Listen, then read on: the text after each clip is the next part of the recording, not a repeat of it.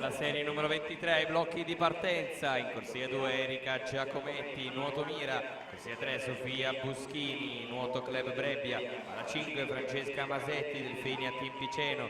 Corsia numero 6 Aurora Brunori, Delfini a Team Piceno. Corsia 7 Alice Flamigni. Circolo nuoto Wisp assente. In corsia 4 Rachele Frigo, Adria Nuoto.